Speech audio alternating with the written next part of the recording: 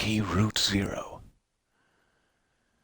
We have been on this adventure, this new adventure of ours, for a few sessions now.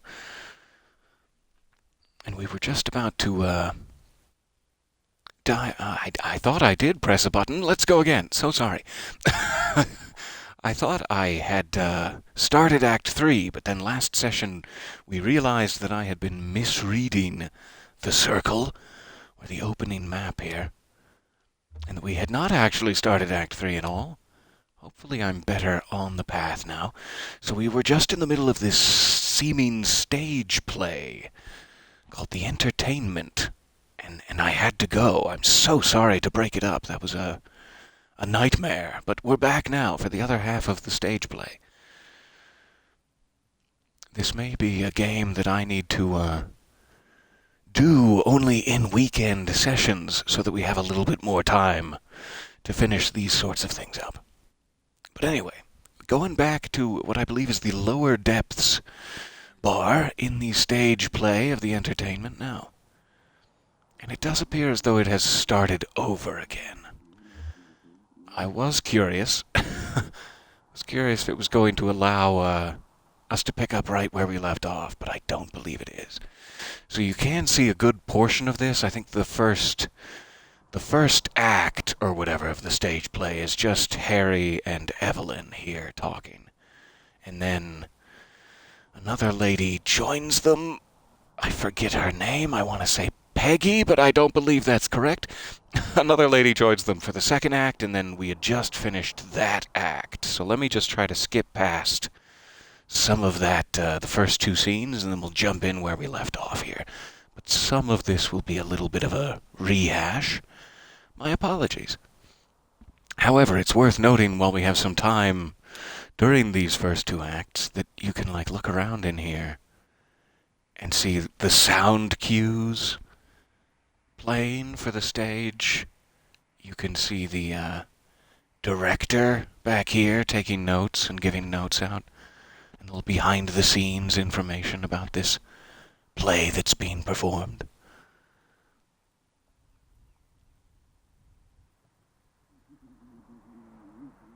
So this is such an interesting sequence. I'm so sorry to have to interrupt it last time here. That appears to be, the one in the back there is critical reviews of it. I'm assuming. It seems to be the case.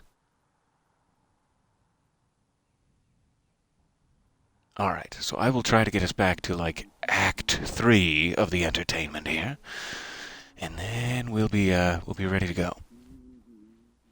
So I'll start narrating again when we pick up where we left off. Thank you so much for the subscription there. I see that coming through. That is incredibly generous of you. And yes, welcome to good company. Pleased to have you aboard. So Harry and Evelyn discuss Harry's seeming vacation, but he can't seem to remember whether he says he went to New Orleans, and at first he says he spent some time on the beach. And he later says he was poolside. And Evelyn will not let it go. She keeps asking him, "What do you mean? Oh, were you at that beach pool again?" And she is worried that her husband, who is on the road, has perhaps had a wandering eye, but Harry is assuring her he's a good man, and this is not the case.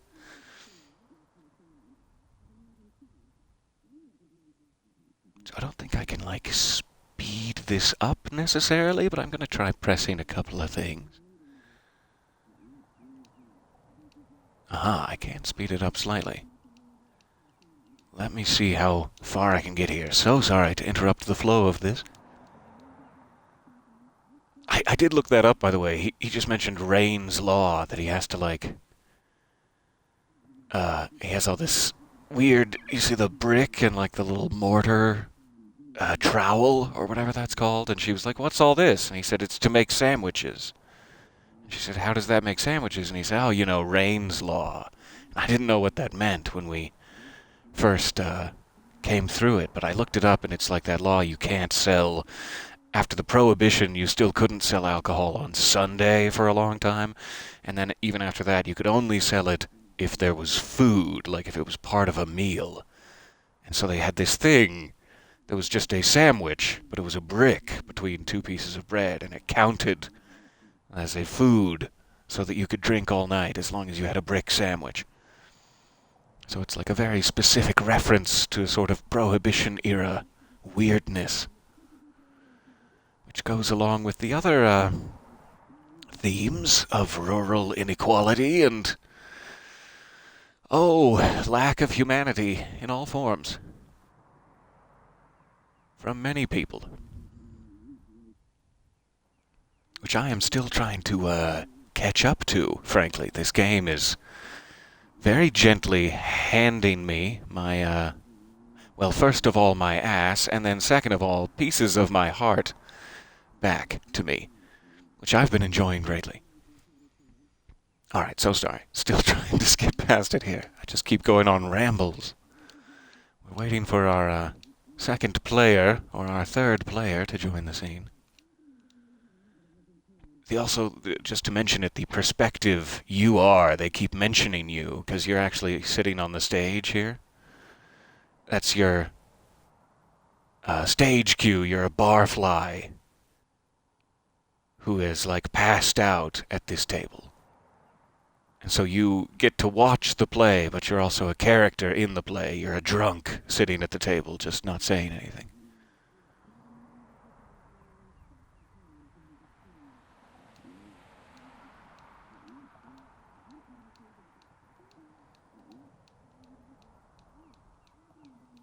Alright. So she's going to stay for the music, which he keeps saying is Junebug tonight. But I don't believe we've met a Junebug yet. The TV seems to turn on between acts to specify that you're transitioning to the next one. And it also, like, changes the time of day. So that was, like, early morning. Now it's later in the afternoon, I'm assuming.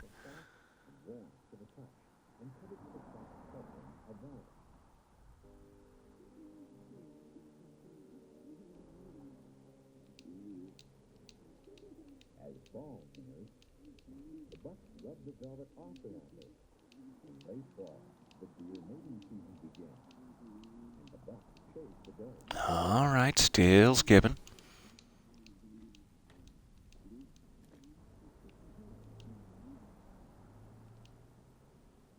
And there's our third player. Getting close here. We just gotta get through now this scene, and then we'll be ready to go. Pearl, that's her name. Not Peggy. My apologies. Pearl. And so she was saying last time that for a long time she has been paying the bar tab for her parents, who are perhaps alcoholics, though I don't believe they said that, but they have a hefty bar tab that is behind payment, and she is now saying she will no longer pay for them, which Harry seems to very gently caution her about. He's not necessarily saying, oh, come on, I need my money. He's keeps saying, like, you just have to know someone's got to pay. Like, there are going to be consequences. Kind of seems to be the intention. And I don't know what he means by that. He seems to be trying to warn them much more than he's saying, I need my money, you know? So it's strange. So she is saying that she wants to move to California, I believe, because her job is forcing her to do something absolutely despicable involving predatory loans. So she said, I'm trading my dignity 6 days a week. A lot of us have been in that situation, but not to this extent. I don't mean to take away from the seriousness of Pearl's situation.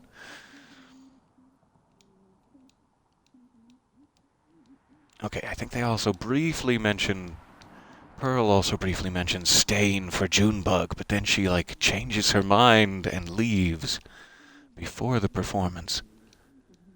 We're just about back.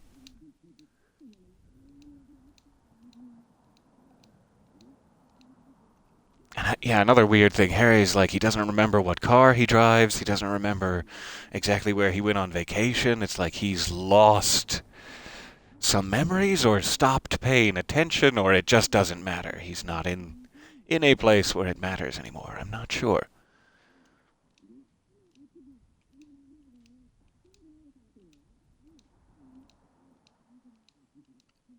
All right, so yeah, she says, I'll stick around for Junebug, for the music. And now they're talking about her parents' debt.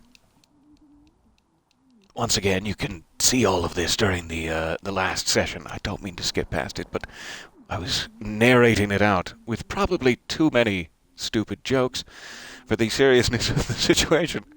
Once again, tatters of my heart handed back to me.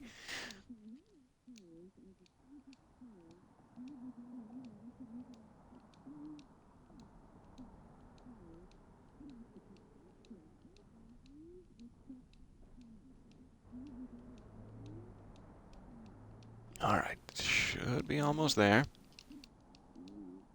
Give me just 1 second. I'll be right back.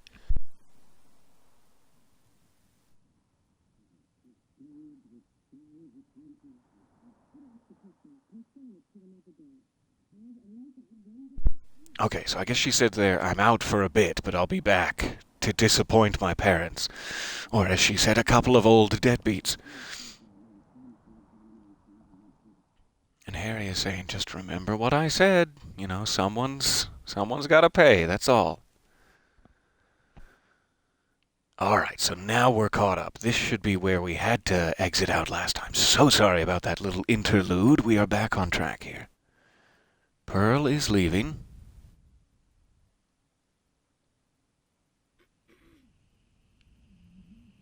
And now her parents. It is later and her parents have arrived. Management material. That's what he said. Oh, is that so? 11 years behind a supermarket till. You're damn right. Damn right. I have commitment and reliability. That's what he said. Management material. I bet they raise you to $3. I bet $4. The responsibility of it. Whew. Hey, you see Pearl today? Well, she was working all day, I think. Usually doesn't work mornings. The Slade women are all getting promoted. I think they just put her on another shift. What's the morning shift like at a pawn shop? Do you think? Black coffee and desperation. Let's celebrate. Harry?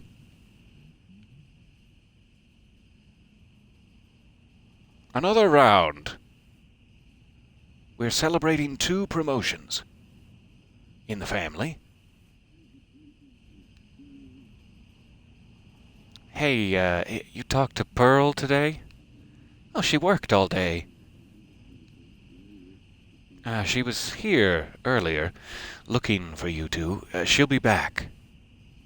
Why don't you just pace yourselves, till you talk to her? But we're celebrating.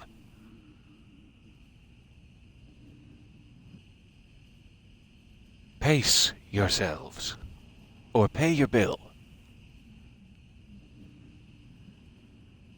Why are you so stuck on a bill all of a sudden?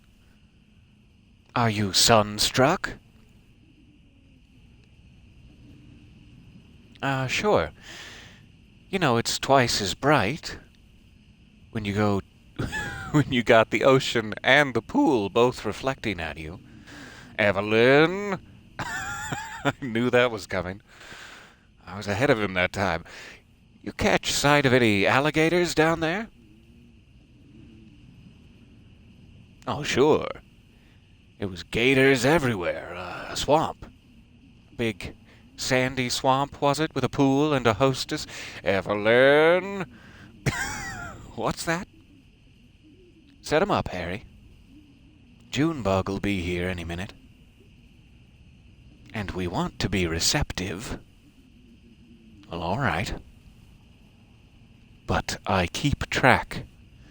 There will be a reckoning. You folks hear about the reckoning? First I've heard. What's up, Harry? Short on your bills? Let the books get away from you, huh? That's an ignorant thing to say. I've been doing my books for 10 years. Keeping this place alive all on my own. Ever since Bess. I ought to just let you run that tab up until you, drink yourselves underground. Now, he didn't mean nothing by it, Harry. Yeah, Harry. You know I'm only joking. I didn't mean to kill the mood there. Oh, sure, I know. I know you're joking. All right. Let's drink.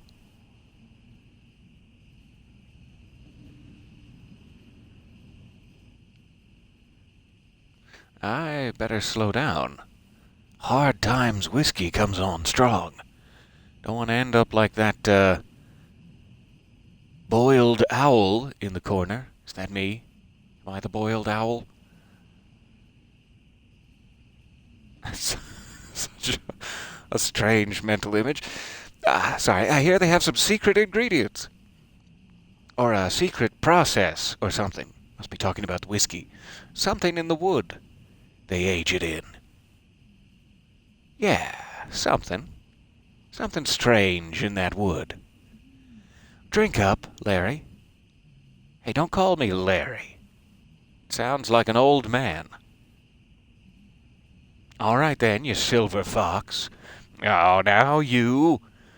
I'll let it slide. Another?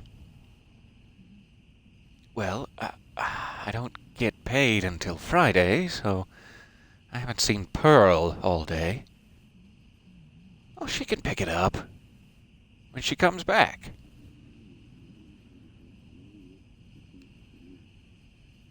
Don't count on it.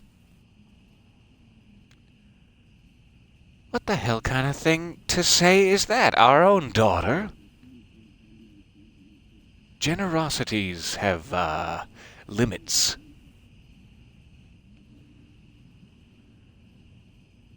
I don't know what she said, but the Slades are good for it. This family takes care of our own. Sure, we'll get it straightened out when she comes back. Better get here soon, or she'll miss the entertainment.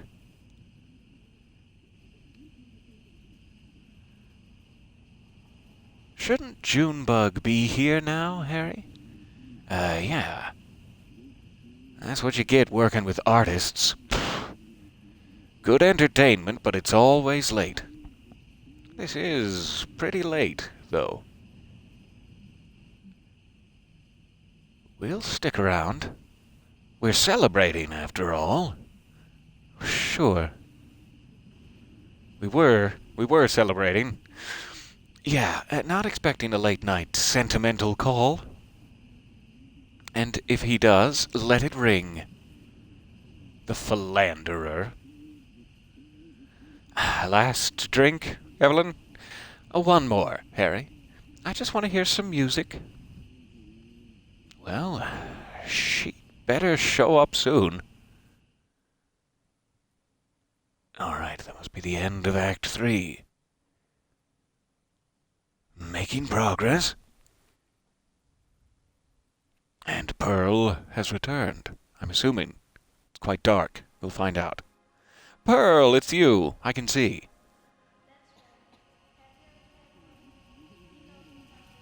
Evelyn, now drunk. I love this song. Maybe she's not that drunk. Sorry. I'll tone it back a bit. I've never heard it. Pearl, stone sober. It's a love song. It's a Valentine. Oh, sure. Have you ever been in love, Pearl? Nope. Mm-mm. Me neither. Well, there's Ted, son of a bitch. Evelyn. You love Ted, right? Son of a bitch. Out on the road. Selling hammers and hammering shop girls, the son of a bitch. You know that he isn't. Well, I wish he would. You don't mean that. Oh, sure. I don't mean that. He's a son of a bitch. But you have to stick by your family. Sometimes.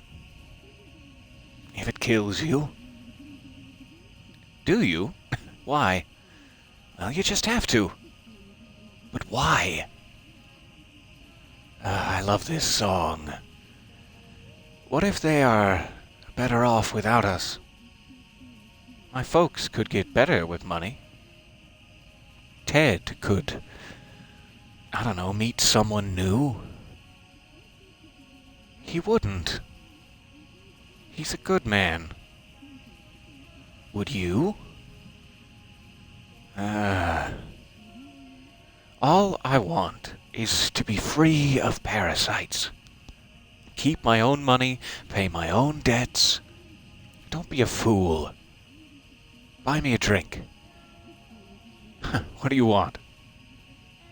I want to run a hardware store with my dear husband. Evelyn. I want a whiskey. That's all you want? And a love song?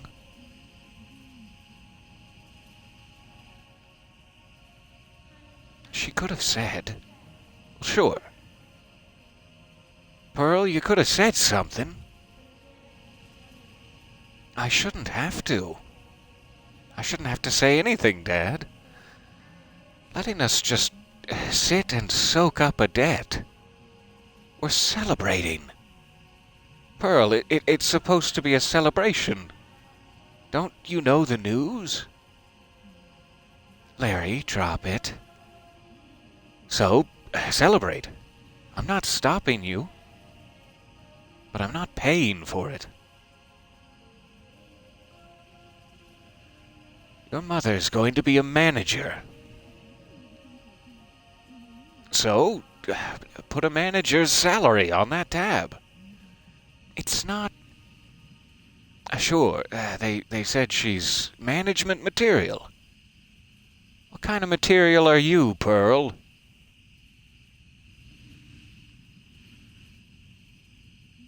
Just gonna let that one hang in the air, Lawrence? Okay. He said maybe. I am made of sweat and blood and beer, just like you raised me. That's a damn strange thing to say. Sure, my hands are cut up, but you're a loan clerk. And your mother is a manager. At a supermarket. Damn it, Lawrence. It's not settled. Not settled? O'Neill just handed you a promotion. Why can't you celebrate? Rosa, what did he say to you? Remember what he said to you? He said... Didn't he? He said...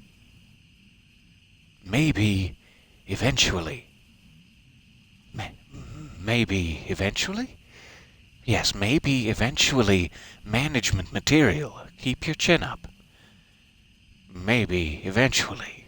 Sooner or later, keep your chin up. How's that, Dad? Enough. You can still settle. It'll just take longer. I should look again.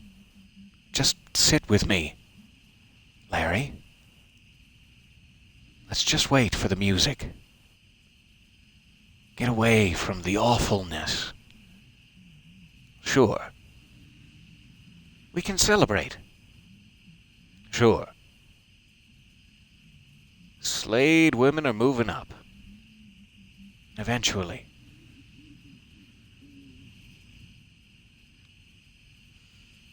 Well, if she's this late, she's not coming. Where's Junebug? Where's the entertainment?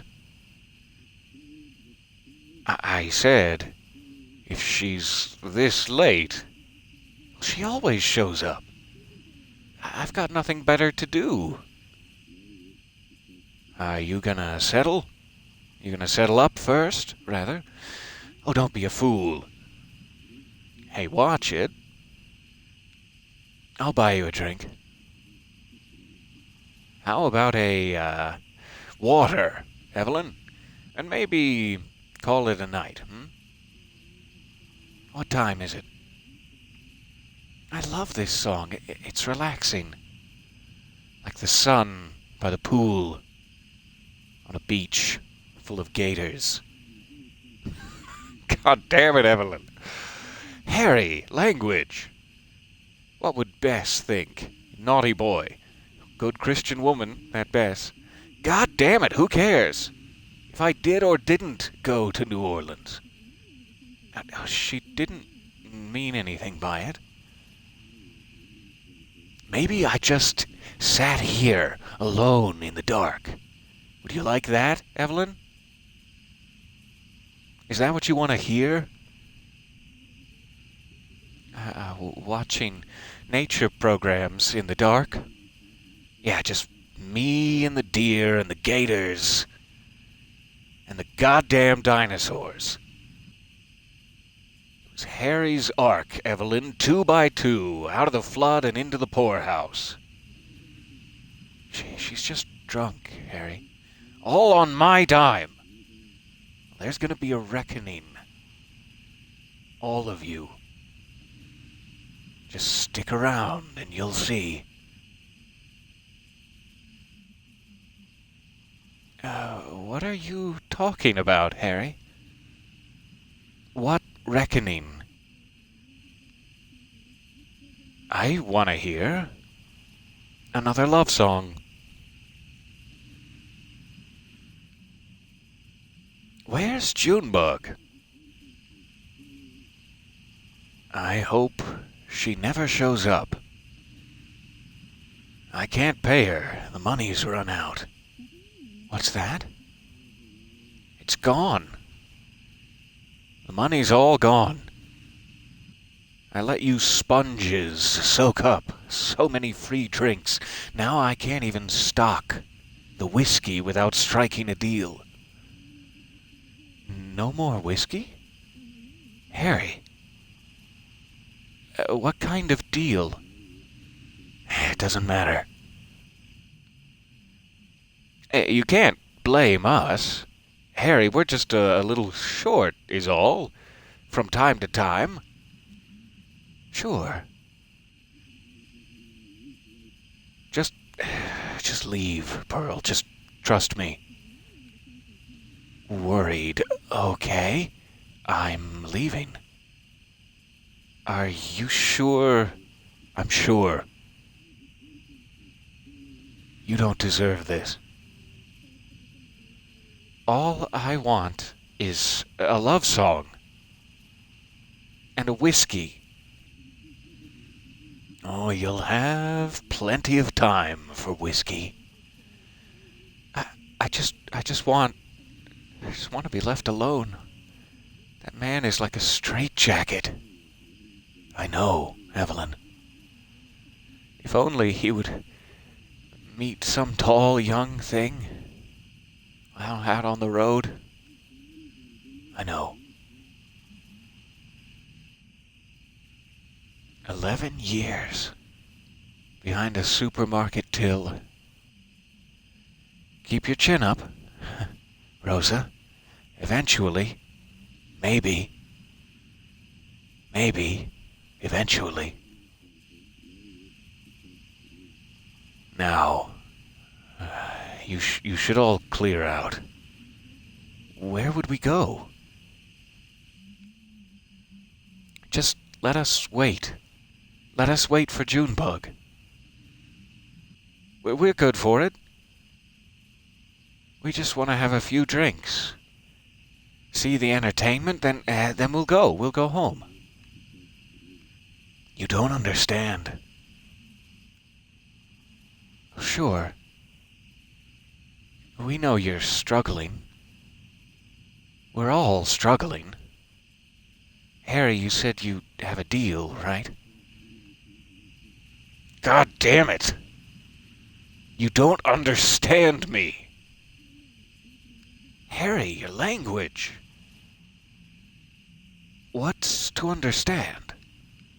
We'll settle our debt soon. Rosa's in line for this promotion. All they want is debt. They feed on it. They put it in the whiskey. What?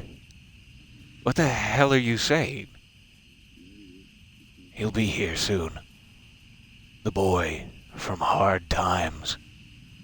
There'll be a reckoning.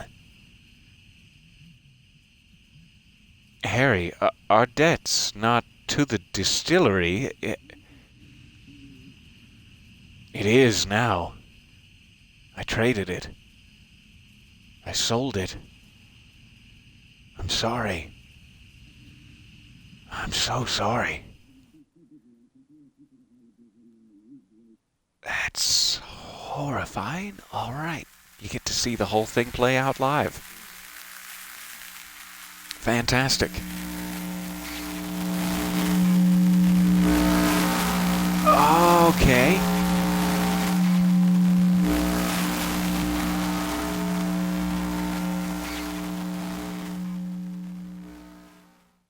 Was that part of the play? And if so, can I get a quick look at your special effects budget?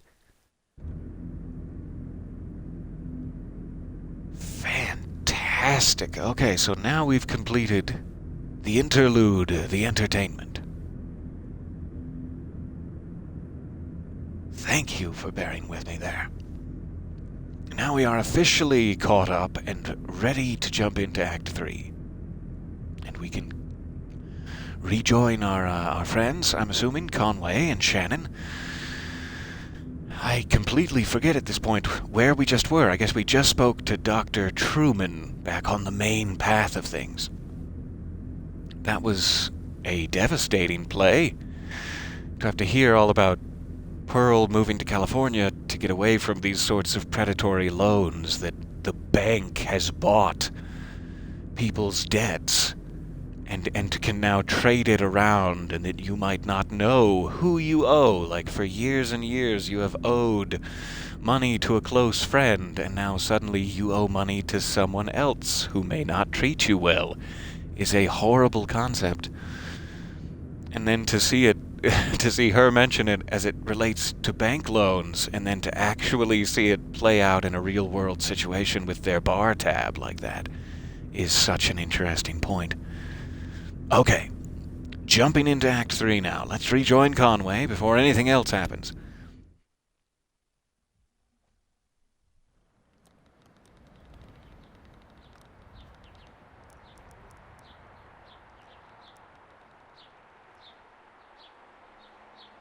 Lovely morning.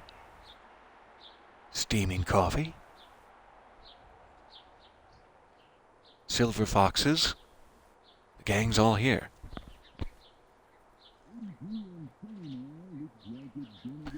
"83 and sunny now. Looks like it's going to get up to about 101 by late afternoon in Louisville and 103 in E-Town. Not a cloud in sight, so get out those parasols." Ha ha! I'm kidding, of course. Major accident just ahead of the Bardstown exit, so if you're headed to work on 31, you are late, my friend. Ah ha ha! I'm just kidding. Lysette. He's mentioned Lysette before. That must be his boss's widow, I believe. The family he worked for. Sort of a parental figure, perhaps? But I'm not sure. Lysette. Sugar? Oh, as it is. That's what Ira used to say. I had a dream about him last night. Yeah, I heard you yelling. Were they bad dreams? Well, we were up on a roof, Ira and Charlie, eating a light supper. I was drinking sweet tea. Charlie was reading. We were surrounded by other houses, closely packed. Huge sidewalks. It must have been a... what's that word? A subdivision? Ah, that's it, I'm sure. Below us, a group of people were gathered, standing quietly. A man was reading from a book. I asked Ira about the weather. Would it rain on Tuesday, or when would the sun set? Something like that. He wouldn't answer me. Excuse me. Charlie stood up, and Ira told him to watch his step, and then I remembered. I, I woke up before I could stop him.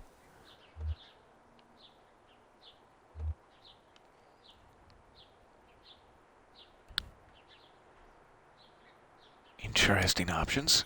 I'm not sure if this implies, hey, Charlie was alone on that roof. Don't you blame me for anything? Or if I should yeah, I was involved and trying to stop it. I don't even know what happened to Charlie. Charlie was alone on that roof. I'm going to say. I guess he was. He was so bright. His teachers said, what was the word? Imaginative. Yeah, that's it. How could I forget? It wasn't his fault. It wasn't anyone's fault, Conway. That's what we mean when we say it's a shame. Sure. Well, we have a mail order delivery today. It might be a long drive. I hope the truck can hold up. Long drive? What makes you think so? No, they said they couldn't come in person. Maybe just a shut-in. I don't recognize the address. The order is all... I'm sure we can fill it. There's not much left back there. Well, that's good. I wouldn't want a disused pile of antiques to be my... oh, what's the word? Grave? Oh, that's not an option. Okay. Legacy. Maybe. No, that's not the word. I just need to think a bit. More coffee or something. Or maybe I've had too much. It'll come to you. I wonder if that's supposed to imply that she may be having memory troubles, or if that's just perfectly normal. That happens to me all the time. Maybe. I'm not sure anymore. Seems inevitable there will start to be words that I lose forever. Yeah, memory troubles. Okay. What are those boxes you said in the hallway? I'm gonna go this way. Those are Charlie's old books. Oh. I thought we could, look at them together. Oh, that sounds nice. Cora should be here soon. Will you wait with me? Oh, sure. A name like Lysette.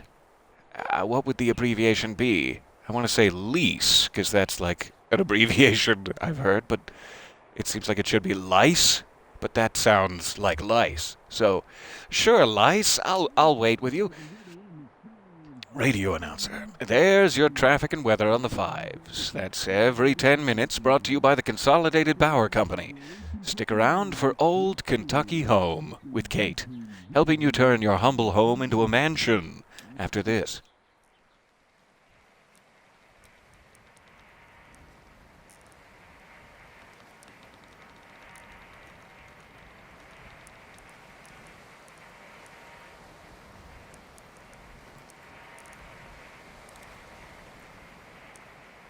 Okay. I have a skeleton leg now. That surgery went well then, Doc? Hey, it's better than nothing, I guess. I'll take it. Dr. Truman, But that's only if you make a late payment on a follow-up visit. I think everything went well enough here that they'll only want to bill for... Oh, he's awake. How do you feel, old man? All fixed up, huh? Truman says you might be a bit misty coming out of it, so... I was dreaming. That's unlikely. Niripnol TM is quite powerful. In fact, many patients report a sensation of lost time. Do you feel like you've lost time? Yeah. Yes, I do. It's been about 2 hours. I feel like I got some rest. Oh, good. How about that leg? How is your leg feeling? Yeah, that's the important part. Conway shifts his leg a bit in the chair, testing it. Well?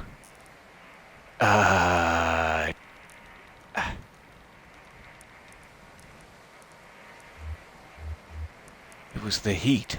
See? The shingles were cracked in the sun, and one of them slipped out from under his feet. Shingles? What are you talking about? Who slipped? Dr. Truman, your thoughts and feelings are probably still a little nebulous from the Niripnol TM. That's totally normal. It'll pass. I wouldn't recommend driving, at least for another hour or two, regardless. Conway stares remotely at his leg. Let's talk about a few things you should be aware of. Recovery, rehabilitation, and side effects. Oh, I'm used to a few side effects. There'll be side effects of Niripnol TM, mostly. The operation itself wasn't particularly remarkable. Typically we see daydreaming, déjà vu, pensiveness, fugue states, an irregular perception of time. About 15% of patients report a generalized sensation of lateness. Nothing to be alarmed about, just keep it in mind. Best thing you can do is keep it clean and free of debris. What do I... Only clean your leg with a soft cloth. Now moisten it with water or with isopropyl alcohol first. You'll definitely want to avoid abrasive agents like detergents or other solvents. So, do you have any questions? Anything about the pill that didn't make sense? Or why is my leg a skeleton leg now? Why is it glowing? I have nothing but questions. I don't mean to rush you, but I do have an early fishing trip.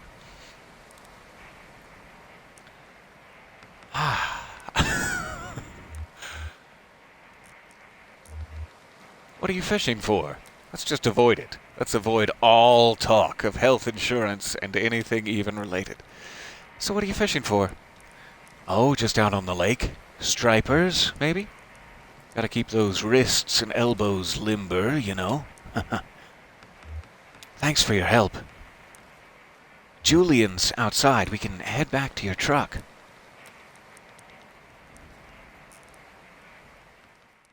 Yep, I'll just, me and my skeleton leg will amble on back to the truck here. Act 3. Scene 1. The Museum of Dwellings. We have returned.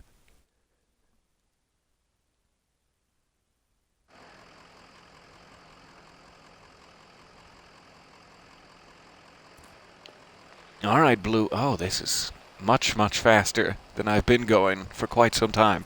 Thanks, new skeleton leg. Appreciate ya. Hello, big beautiful bird. How are you, Julian? Oh, might not want to be standing right there, but sure. That's weird. I seem to be controlling, like, both Ezra and Conway. Oh, hello. Hello, hi. Flora. Are those people like your new family, or...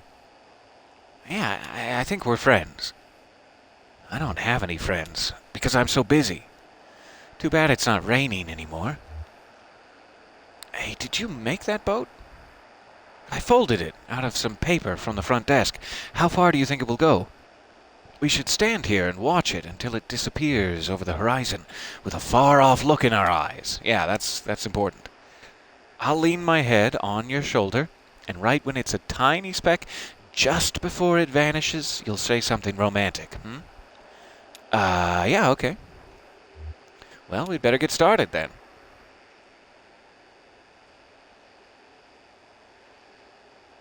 Okay.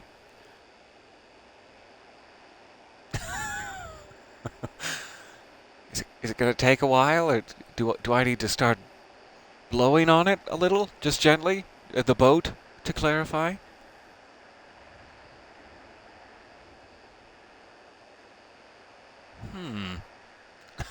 I'm not sure. Just going to watch it for a second. It doesn't seem to be going, say, over the horizon.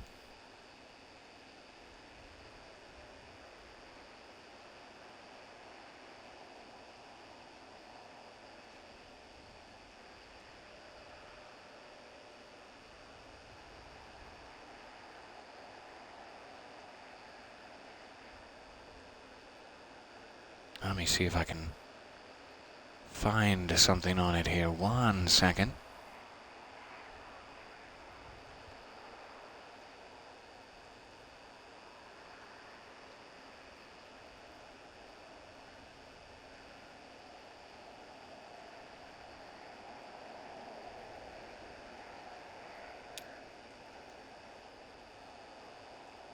Can you still see it?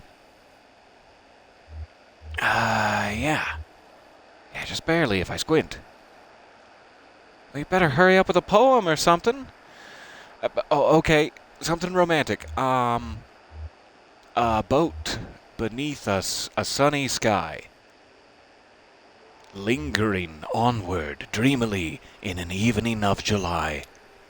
Oh, pretty good. No, it's not. It's not even sunny. It's okay. I like you anyway. That's very nice. I got an achievement called Say Something Romantic. Watch Flora launch her paper boat. Okay. Bye, Flora. Nice to see you. I gotta go back to my skeleton leg old man now. Every kid has one of those, right? Who are you talking to, little billiards? Oh, that's just my skeleton leg old man, Mom. Why are you talking to that old man? Oh, I'm just angry because you called me billiards. I have to act out somehow. Okay, I'm assuming we're going inside. I'll stop traipsing around the parking lot here. Just looking for secrets. Hey, Blue. How are you?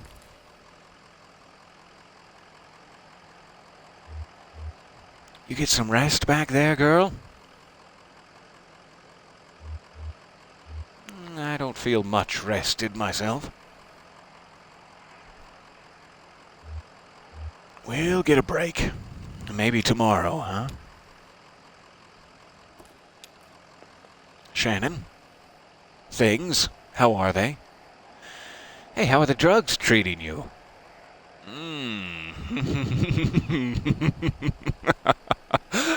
Sorry, what did you say, Shannon? Sorry, what? I feel a little distracted. Yeah, you're probably pretty tired, too. I usually feel more tired after a late night nap. Hey, you ever take anything for that? Caffeine pills or... Oh, it's all or nothing for me. Oh, right. They probably tell you to steer clear of all that stuff, huh? Yeah, I guess you never know. It's interesting. Another thing that's just sort of lingering in the background here with Conway is that he seems to be sober, like he's in a program to be sober and has been for several years, or something like that. But they haven't, like, directly addressed it yet. They just keep saying things like that, where, like, have you ever had caffeine pills? And he's like, it's all or nothing. Like, I don't take any substances, kind of thing. My folks had a peculiar relationship with medicine. We almost never had a regular doctor or health insurance or anything like that.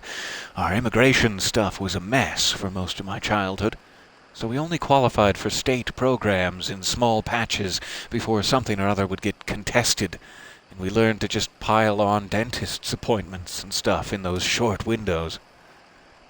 If a cut got infected or her migraines were too much to handle, Mom would talk to so-and-so who knew so-and-so, usually another minor, and just end up with some pills. And instead of medical advice, every pill came with gossipy anecdotal warnings and superstitions, like all of this lore that came with it. Like magic, dangerous, mysterious. Weavers folks couldn't help? Oh yeah, they had pretty good health care through the university for a while there. A couple of times they'd swing something, so I got a bit of whatever Weaver needed. In high school, Weaver got these pills to help her focus. She was so smart, but always going off in different directions, mind racing, like 5 conversations going on in her head at once, and you're lucky if even one of them is with someone in the room. So she had these pills, and they seemed to help. I was struggling in school, too, failing my history class. She offered to share the pills. Did it help? Well, at first, yeah. It helped a lot. I had a kind presence and clarity of purpose that, well, I've never really had otherwise. I didn't want to stop taking them. One day I was sitting on my bed, my notebook was open next to me on top of a textbook, and I was holding a pen in my hand. I remembered this moment from several years before. It came up so suddenly, with such precision, I couldn't put it out of my mind. I felt I had to stay with it until I'd recalled the whole thing perfectly. It was just a tiny nothing moment. My mom patching up the side of a bird cage, just winding some spare wire around the frame to reinforce it. I was fixated on that image and that sound. The cage kind of bending and twanging as she worked on it, wrapping and knotting, scraping copper against paint, like bowing a rubber violin with a railroad tie. It's fantastic. My parents came back from a triple shift and found me still sitting there on the edge of the bed, pen in my hand, delirious with thirst, patching that bird cage with a 1,000-yard stare. That sounds like a side effect, all right. Okay. Guessing we don't want to get back in the truck. However, museum visitors. Hello? Aha, it must be Emily, Ben, and Bob. They seem to kind of act like what would the word be? Like a Greek chorus or whatever. That they appear like the muses at various points. All right, Emily, 9 a.m. to 5 p.m. every day of the year except Labor Day. Last admission is at 4 p.m. daily. Damn. Hey, try the door. Are you folks lost? Ben, to Emily. And then what? Ben, you're being very uptight right now. They also can't seem to hear us at all. I don't know if they're, on the other side from where we are. Ben, to Emily. You're right. It's unlocked. I'm not sure it's finished in there, though. What's finished? Would it be better if it were finished? Can we be sure of that? Oh, they're pretty friendly in there. To Ben, hush, I think I heard a voice. Maybe a security guard? I didn't hear anything. We're just too late. Let's come back tomorrow. All right, let's go in. If everything's shut down, it'll be pretty boring. It's definitely after hours. What? I said it'll be boring. No, I think I... We have flashlights. Look, if we visit by day, we see what they want us to see. If we visit by night, it's all up to us. Emily, Ben, and Bob argue about whether to enter the museum. Okay. So what else am I looking for?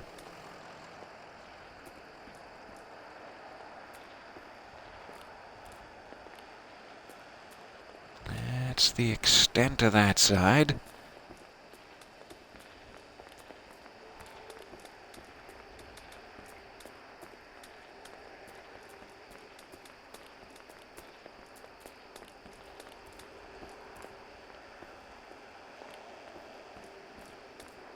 Now I've wandered out of Conway's range again. I'm Ezra.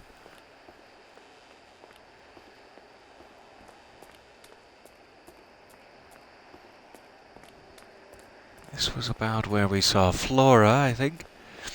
And there's Flora.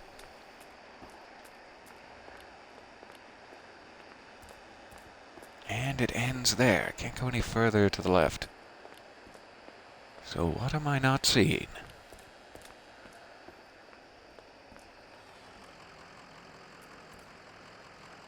Maybe I just have to get back in the truck, I guess. There's just a little way station along the way.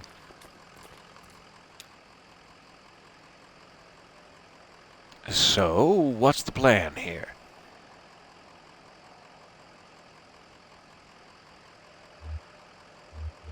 Oh, what do you think, Shannon?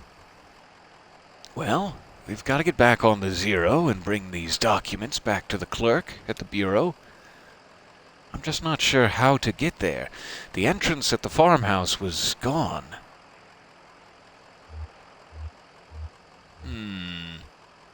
We could ask at the gas station. It's been a while since we've seen Joseph. Let's mark that. Sure. Okay. Worth a shot.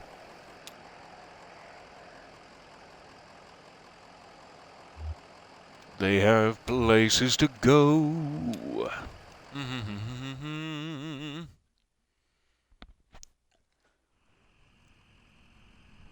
Last session we were looking at that telephone message system, the here and there along the echo.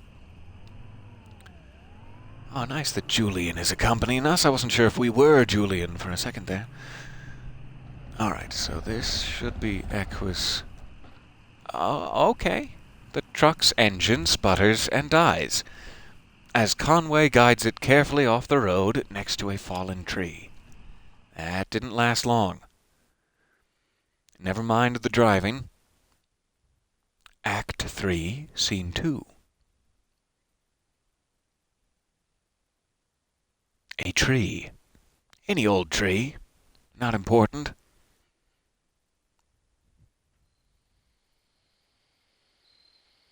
Oh.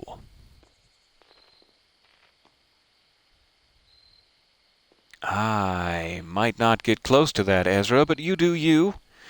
Whatever floats your boat.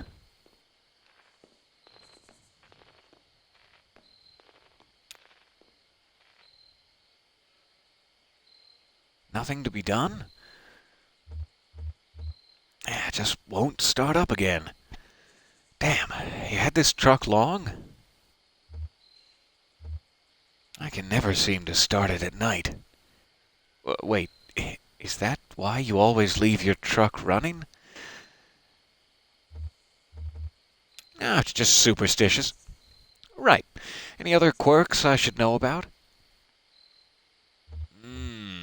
Don't name dogs after loved ones.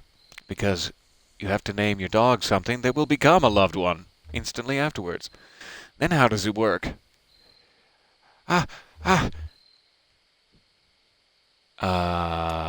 Yeah, I'm gonna go with that.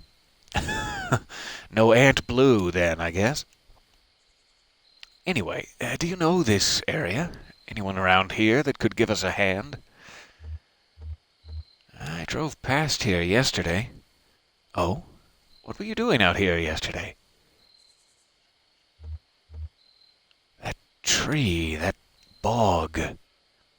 Are you sure this is the tree? What kind of tree was it? A willow? I guess that could be a willow. I don't know much about trees. Hey, we should call someone. Do you know a good towing company?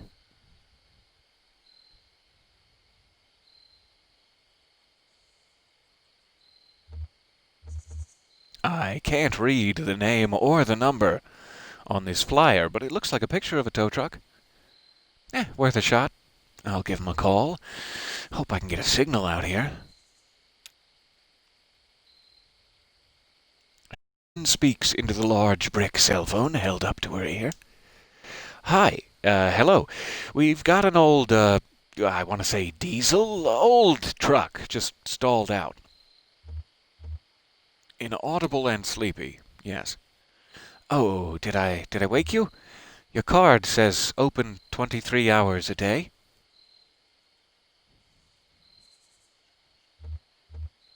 Inaudible suspicious.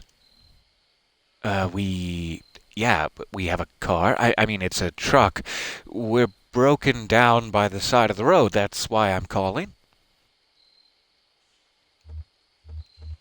Inaudible apologetic, sure. No, it's okay. We just need to get to an auto shop and get this taken care of. Inaudible concerned. Thanks for the offer, but we really just need a tow, is all. Inaudible neighborly. We already ate, but as soon as you can get out here, we're off 65 somewhere, just kind of pulled up by this tree that fell over. Inaudible specific. That's actually a pretty accurate description of it. Hanging over the power lines, just like that. Did you see it go down? Inaudible indulgent. Okay, my pleasure. How long do you think he'll be? Radio music. Hello? How'd it go? I think they're on their way. I guess we have some time to kill.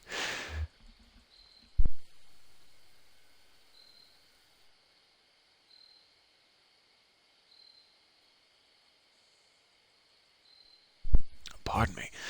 Pretty grim place to be stuck. I wonder what happened to the tree, I mean. Maybe it was just old. You know what used to happen to old trees out in the forest? Wildfire would come through and clear 'em all out, made room for the new trees. But then people built houses. We can't have fires going all the time, so we kept putting them out, and now we have all these old trees just choking out the saplings. Starving the young trees for resources, just clinging on to life until snap. And then some road crew comes by and blasts the stump with dynamite. I think I'll take a look at that radio of yours. Maybe I can get it going again. No point just standing around. Thank you, Shannon. I appreciate that. Ezra, how are you?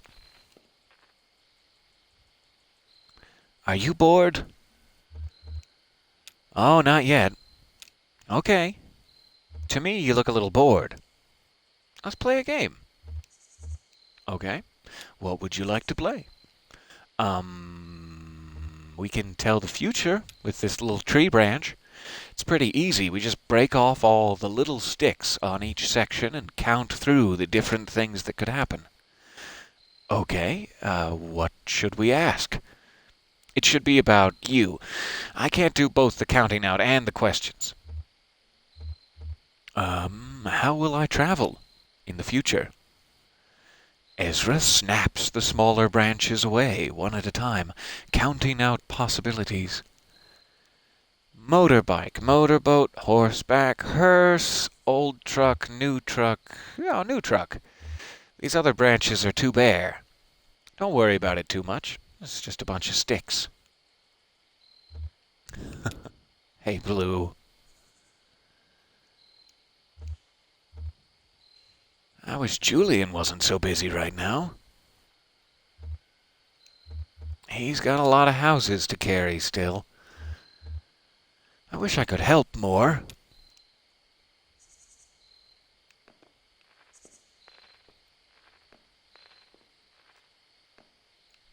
I like how Ezra always talks to Blue about Julian. Like that's the thing that they have in common, is that they're both animals. It makes me happy. Okay, now I'm apparently on a motorbike with a sidecar. Let's look at the trees.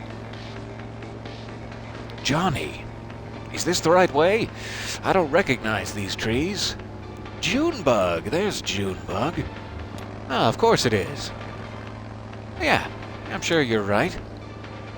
Just, the trees are so quiet, right?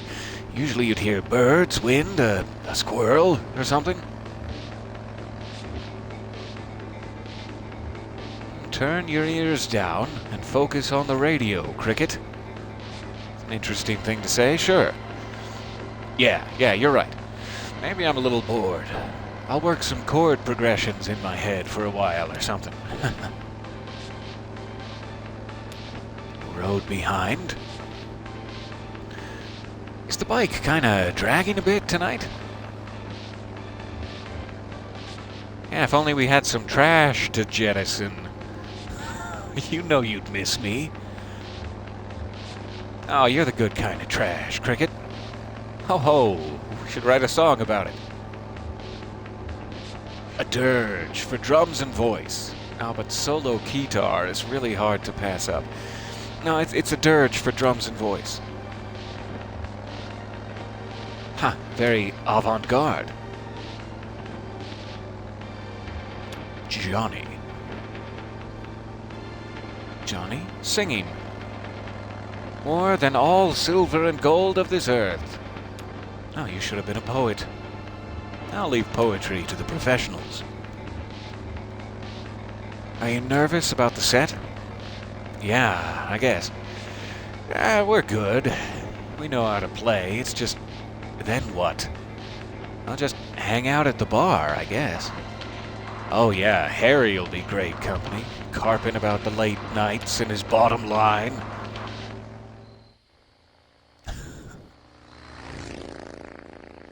Oh hey!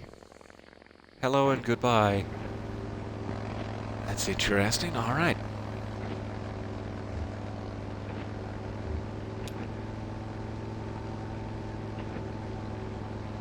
They looked like they could use some help. You going to fix it up for them, Johnny? Oh, I don't know, a wrench from a cattle prod. I thought maybe you... I guess it's up to some good Samaritan. Huh. Interesting. Okay, we'll help them. Oh, you're the best. And hey, maybe if they're not busy, they can fill some seats at the gig. You know, if no one's there, Harry'll try and bilk us on our fee. Oh, so glad it fixed itself. Seeing that in the chat there. Thank you for checking. Very sorry if it is on my side. Let me know. But glad it cleared up for you there. Maniacs. Are you okay? Yeah. Got a little dust in my eye. It's from the track that you made when you said your goodbye. I'm not weeping because you won't be here to hold my hand.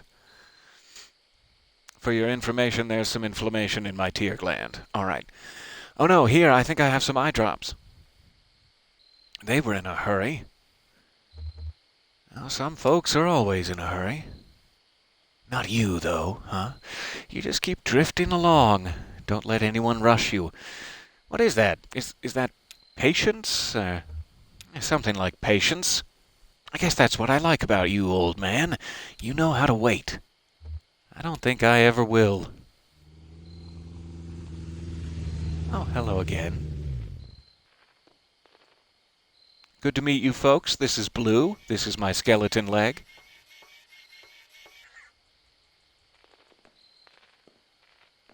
Junebug to Johnny. Stay here. To Ezra. Careful, he's wicked with strangers. You...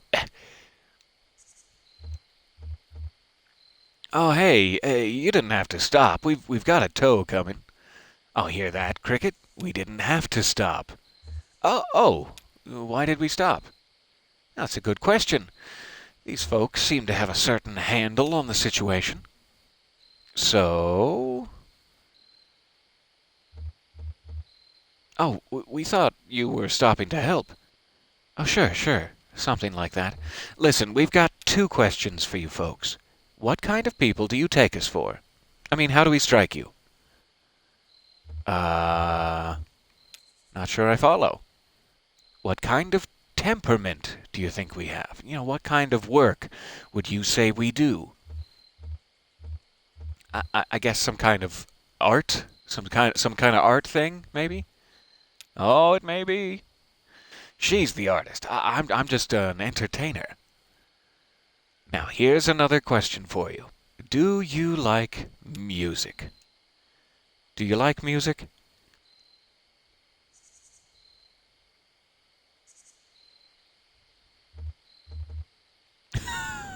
That's very interesting and unique response. Bravo for you, Ezra. All right. Lysette used to sing in taverns on the weekend. Beautiful stuff. Lys, of course you do. I got interrupted. Hey, say, they should come to our gig. What an idea. I can't believe you've just now thought of that, Johnny. So smart. Let's consider it. Hey, we're just trying to get back on the zero. The zero? Is that a fact? The zero? Hush, Cricket. You folks are in luck. I happen to know just where you're going, and I'm happy to lead you there. We've been down there many a time, riding this baby. Slap, slap. The vicious cycle, yes. That's what we call our bike. We call it the vicious cycle. Pretty tough, huh? Only, it's just... See, we have a regular booking tonight, and, well, we are running late. Very late. That's what I told them. Now, the old man who runs this venue, Harry Esperanza, is a notorious withholder. And if we don't get a few bodies in the crowd, well, he's gonna go all penny pinching on us. Just a short set. We only have 1 song prepared. You'll come to the gig, won't you? Of course we will, yeah. Of course they will. Can you believe it? We almost didn't stop. Johnny, to Blue. Hey, you hungry, old lady? I think I've got a crust in the sidecar here. A crust of what? Define the crust here first, before I put it in my lips. Before I donkey lip it, I'm going to need you to define... But Johnny here saw you folks were in trouble. Well, it's all said and done. We stopped. That's all that matters. Our gig's at an old tavern called the Lower Depths. Oh, cool. That's where we just saw that play. And obviously that's where they're waiting for Junebug. It's over there by old Charlie Moran Highway, just east off 65. We usually take a right off the interstate around the petting zoo. Johnny likes that petting zoo. I do like that petting zoo. Now, let's see about that truck of yours. I feel certain we can get it running. Oh, be my guest.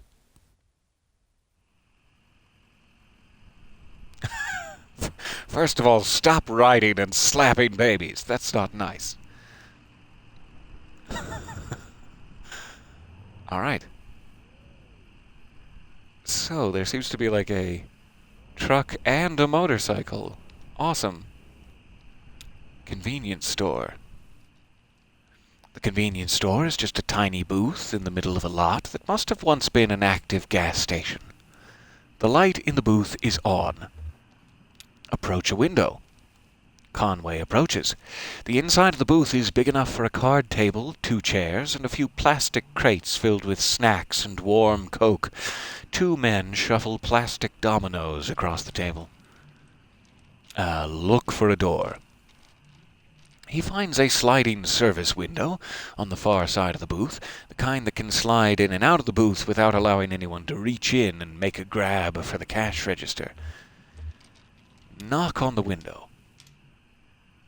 One of the men sends his partner an exasperated glance, then returns his attention to the game. I don't know why I would pass in some money, so okay. The truck pulls away into the night. I do want to see if I can stop in here briefly. Just to say hi to Joseph. It's been a while. Act 3, Scene 3. Wasn't expecting this to be a place. Equus Oils. Or an act, rather. It's obviously a place.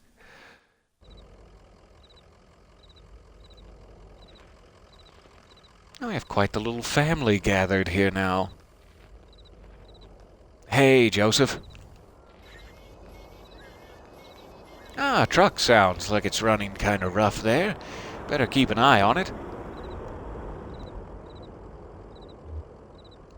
It's so cool that the more people you collect, the more responses you have, too. That's awesome. Oh, we're all running a little rough these days.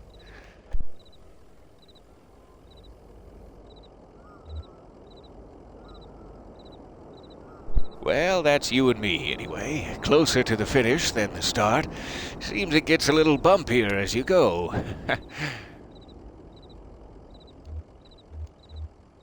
Hey, we met a friend of yours named Lula. Oh? Yeah. I should have guessed you would. Did she say anything about me? She said you used to be lovers. Oh. Well, I guess that was a long time ago. Do you have any games on your computer? Hey, you know what? I might. My niece works nights at the hospital, and she swung by for her lunch break an hour or two ago. She's kind of a... she doesn't talk a whole lot, but I like her company. I heard her typing away in there. You might take a look. All right. We better get going to take a look at your computer games.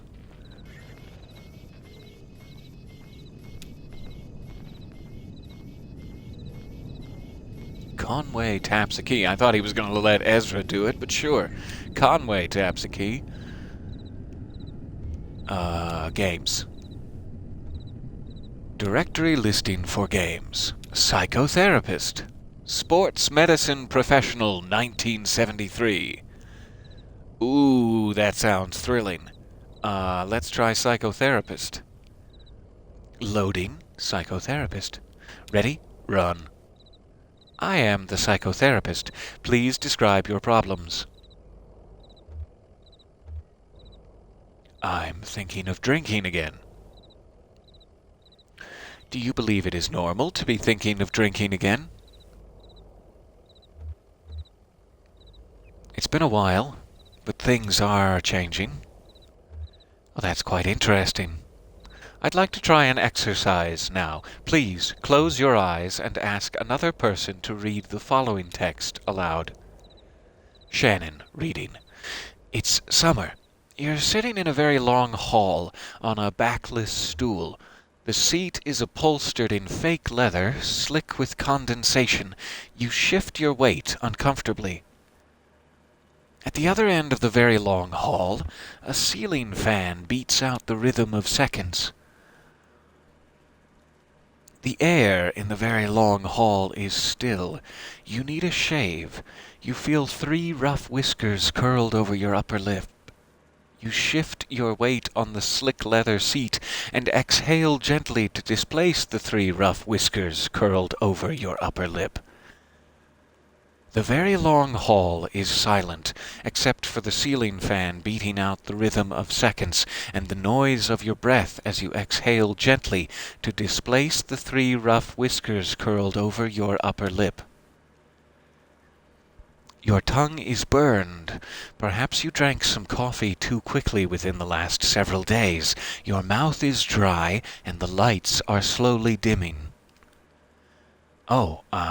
It says I'm not supposed to read this part aloud. Okay, it's over. Well, what was the part she wasn't supposed to read out loud? Was it the part she was reading previously, or is it a part we did not get to hear?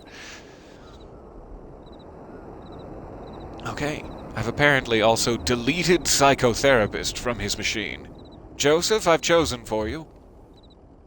now let's try playing Sports Medicine Professional 1973. Loading. Ready? Run. February 1973. Status, senior. GPA 3.8? Gonna guess 8. Could be 0. Not sure. Effect, bored. A, study. B, hit the bar. C, explore the forest. Like any good student, I'm off to explore the forest. It's raining. Mud is everywhere on the wings of owls and the jowls of stray dogs. Borrowing shelter with other mammals and then waking up late, damp and cold, waiting for the bus with other mammals. March 1973. Status, hiker.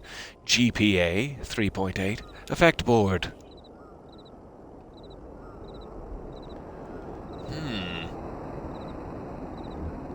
Oh, it's forest. Seasonably cold, and the mouth of the cave is surrounded by small broken sticks from a recent storm. If they weren't so damp, or spread so thin and unevenly, they'd be a fire hazard. Maybe if they were all piled up in the cave to dry for a few weeks, they'd spark and smoke the bats out. April 1973. Status, spelunker. Otherwise unchanged. Let's explore the forest. Thick tree coverage soaks up every vapor of light pollution. The skies are uncomplicated, black and white, mumbling stars. An owl decimates a caravan of mice. May 1973. Status, druid. Coming along quite well. Otherwise unchanged. It's time to make a decision. A, graduate. B, hitchhike across country. C, live in a tree. Live in a tree. It's a good tree. Strong. The branches are bare. Sleep upright. Brush teeth with dew and moss. Makes sense, for once. Score, druid. I won. I won the game. All right.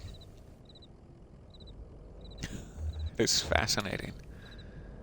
And thank you for letting us play, Joseph. We appreciate it.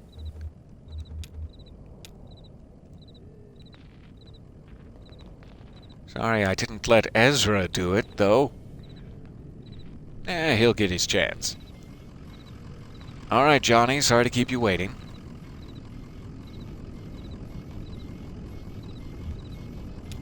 They linger. No, they get back on the road.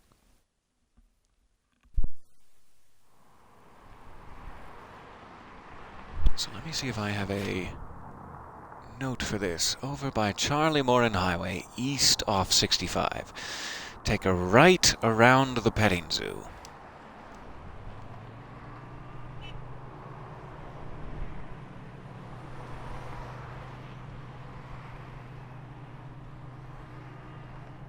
There's a petting zoo. And the motorcycle is already going off that way. That's kind of a nice little indicator, having Johnny by your side. Tavern. All right.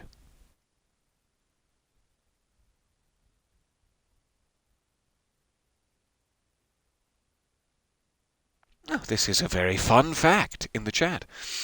Act 3, Scene 4, The Lower Depths. Sorry. A fun fact in the chat, Coke was originally supposed to be served warm because it was invented before refrigerators, but Pepsi was invented afterwards and was always meant to be served cold. I did not know that. That is fascinating. All right.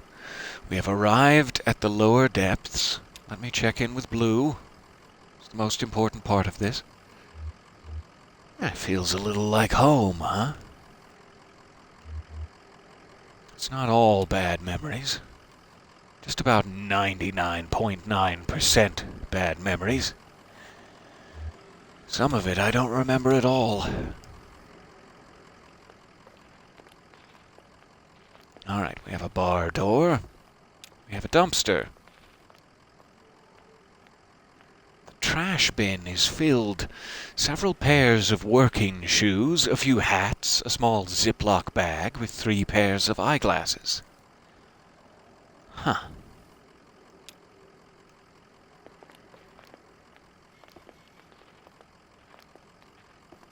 None of those necessarily seem like trash items to me, but all right.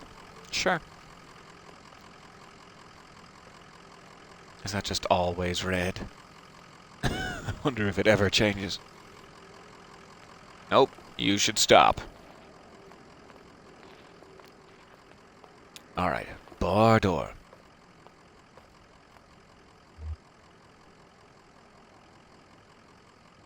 It's, kinda late. Are you sure they're open? Oh, sure, they're open. This is one of those places. Well, let's head on in. It's gonna be a little rough for Conway, but let's head on in. We are not saints, but we've kept our appointment. How many people can boast as much? Oh, that's lovely, ma'am. Who said it? A poet?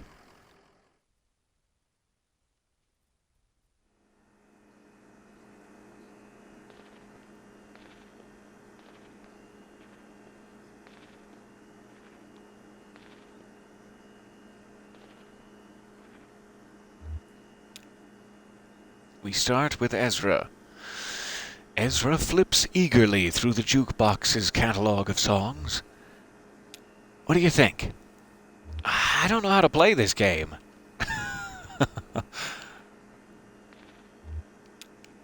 Goggles? A bulky set of black goggles sits on the edge of the table next to an ashtray, a newspaper, and a few empty glasses. Are these the much-fabled beer goggles I've been hearing about? Who do you think that belongs to? Huh, whoever they are, they're gone now. Must have been pretty tanked to leave it behind. This thing looks expensive. Sandwich. A rough brick between two pieces of stale bread sits in the center of the table, surrounded by a ring of undisturbed dust.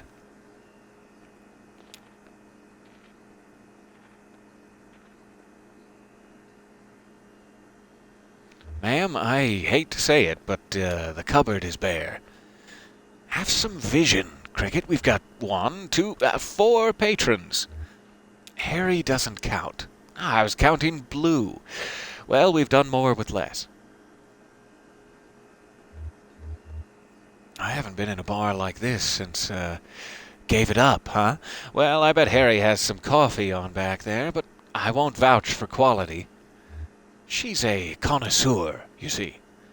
Johnny's favorite regional cuisine is gas station.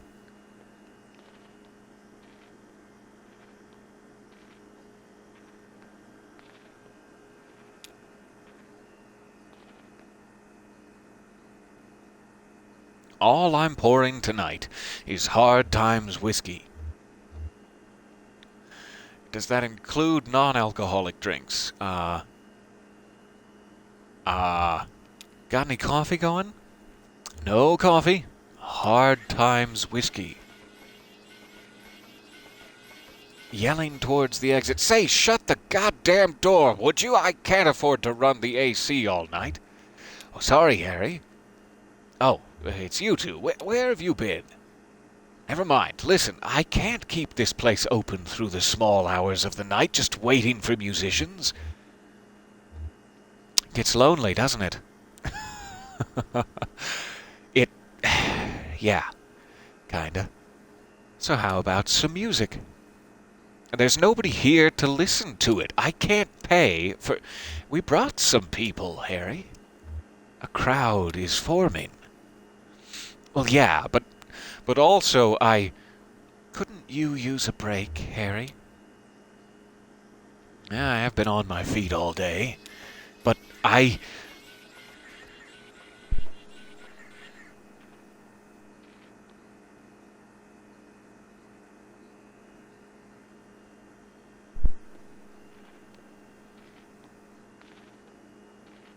Just make sure there isn't anything else peeping out of the corners here. Nope, should be good. All right.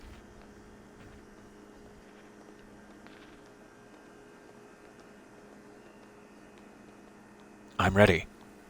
I'm ready for the entertainment. How's it looking out there? How are you all feeling tonight? Johnny to Harry. Hey, can we get a bit more reverb in the monitors? Harry adjusts a soundboard beneath the bar. Or behind the bar, even. How's that? Test, 1, 1, 1, 350, lamentation. Lamentation. Sounds good. How's everybody doing? Anybody had a real bad night, To Conway. How about you, old man? Yeah, real bad. Oh, well, we'll try not to make it too much worse. This is a song I heard in a tavern many years ago at an open mic night. Me and Johnny were out just riding around, you know? You like to drive around, old man? That's my job. Of course you do. So, we were out riding around and we passed this gaudy old tavern. I mean, it was a real dive. Busted up facade, weeds in the parking lot, taps all dry, bats in the barroom, and run by this creaky bag of bones. Looked like the only thing keeping him awake was the fear of death. So glad to be back here at the lower depths. That's fantastic. Hey now. So, we stopped for an early drink, and there was a lady singing right here on stage, and the song she sang, well, it stuck with us, and now it's a regular part of our repertoire. I never got that lady's name, but she seemed like a sweet gal, and she had a voice like Scotch whiskey, and we just hope we do her song justice. So, here it is, Too Late to Love You. I think we might know that lady's name.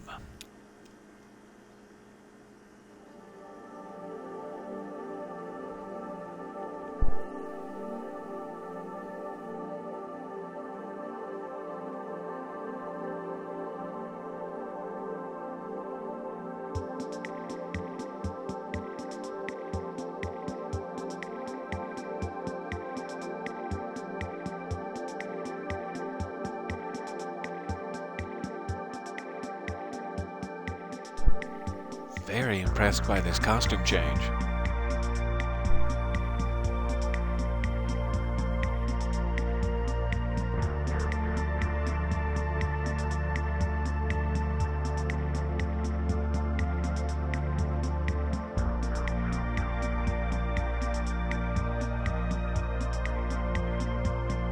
And I guess you get to pick the lyrics of the song.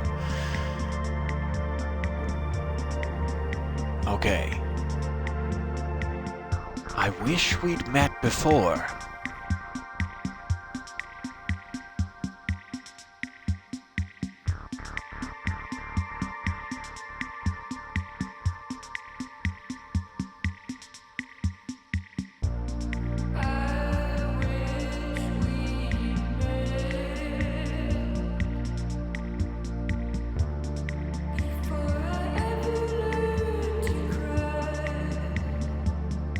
Wow, this is lovely.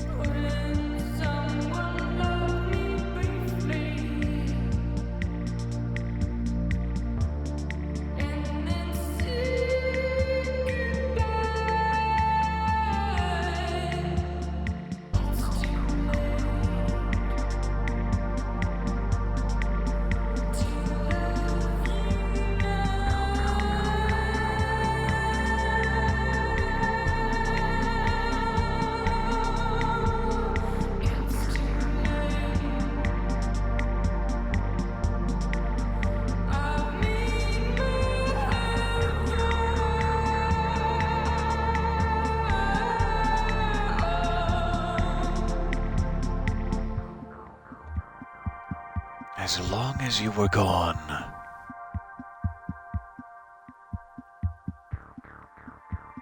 I was not expecting such a full production. This is stunning.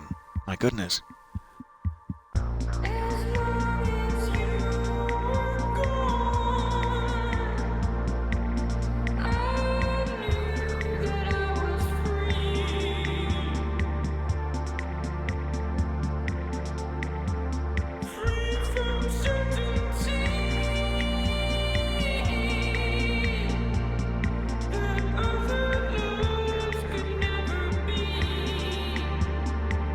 definitely going to start pulling up at dive bars around 2 a.m. from now on. Am I missing things like this?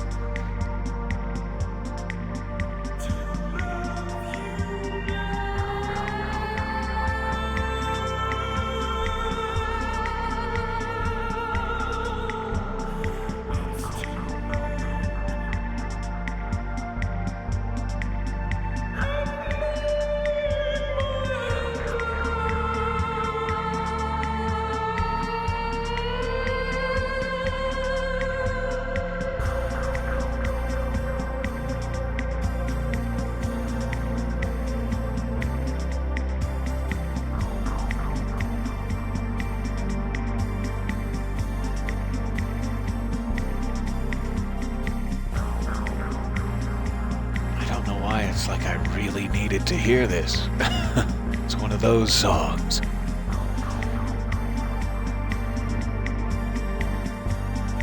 After years, I know I'm bound to my fate.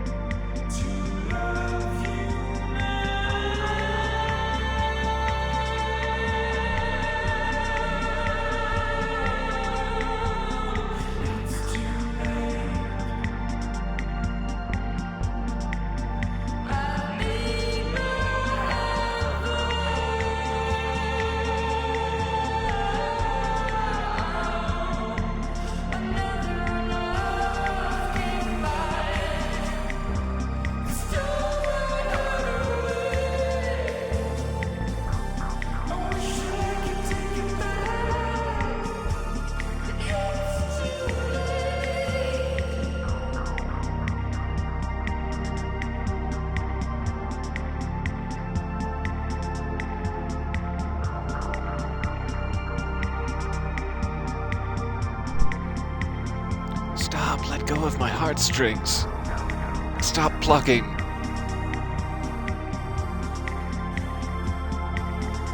But don't stop.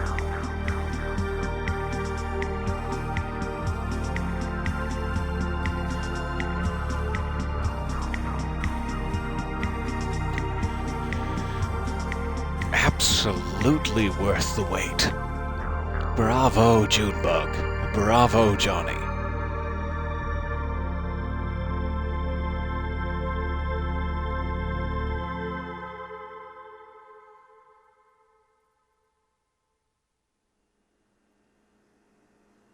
That was really cool.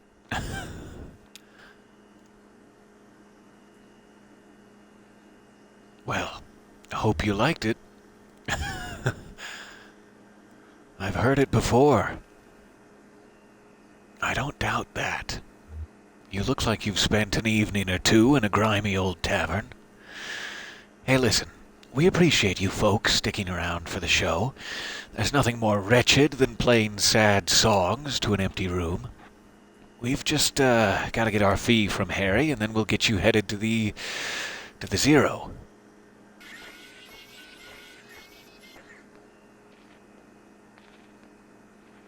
Harry, pay these good folks, would you? I'll chip in.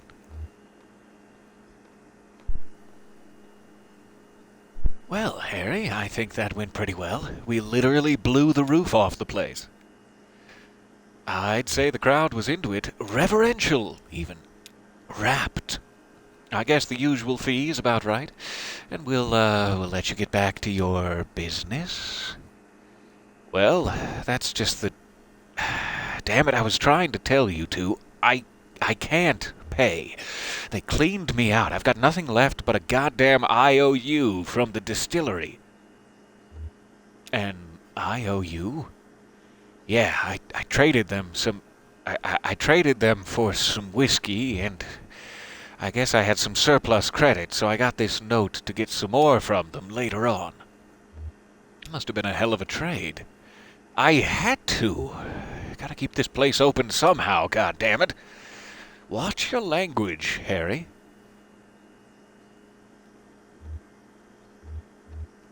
Could you pay them with your IOU? Just a suggestion from a stranger. Well, very contemporary, very astute. How about it, Harry?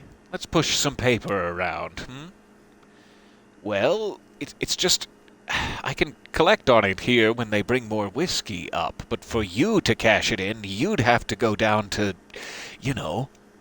down to the distillery, down to hard times. And, it's, you've got to take the zero. So, that's what we'll do. How do we get there? Shannon, to Junebug. You said you knew how to get there. Junebug. No, I don't believe that's exactly what I said. It is. It is exactly what you said. Are you folks sure you want to head down there? I've never been, myself, but people hear things. Rumors. It's where we've got to go. Well, I'll tell you then, to Junebug, but this is it, right? We're square. Harry, you're all right. If only. You got a radio in your car? Yep. Well, here's what you've got to do. Take a left out of the parking lot and then just fiddle around on your dial until you hear something familiar, but... familiar but strange. You know the feeling? Like, I used to go hunt with my uncle out in the mountains, and now I watch these nature programs. They're filmed in the mountains, and there's the deer, and I know all the plants and every kind of tree, but something just doesn't look right. And it's even stranger for being so close to familiar. Something like that. You'll know it when you hear it. Fix that strange but familiar station on your dial. Drive for a bit and then turn around when the station cuts out. Right then. I hope you folks find what you're looking for. Eventually. Always a pleasure, Harry. Is it? Okay. What a lovely experience we've had at the dive bar. I will be right back. Just 1 second here. Make sure this isn't a cutscene. Yes. 1 second.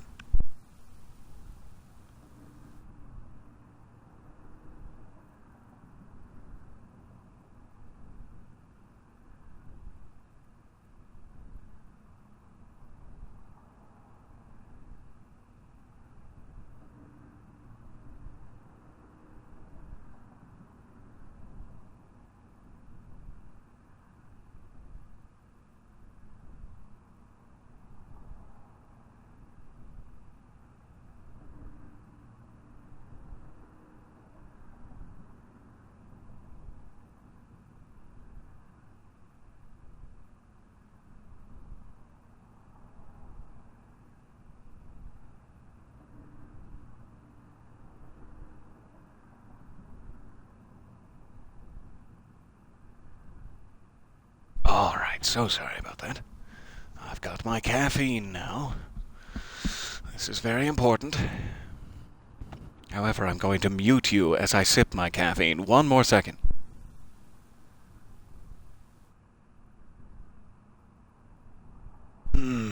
That's dead silent. Alright. So let me refresh my memory here. Tune the radio, looking for a station that is familiar but strange. Drive for a while. When the station cuts out, turn around. Cheers! Yes, cheers to you all. Here's to you. I Guess we better look at the petting zoo. The petting zoo is closed. Look elsewhere. Alright. So, radio.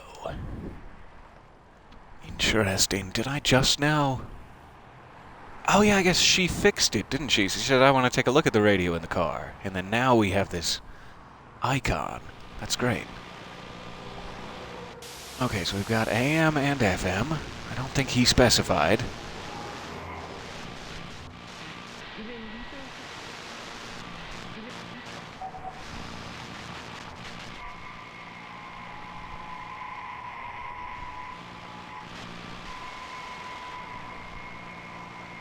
I don't know what that is. Doesn't quite match that bartender's description. Definitely weird, though. Let's keep scanning. He said we'd know it when we heard it.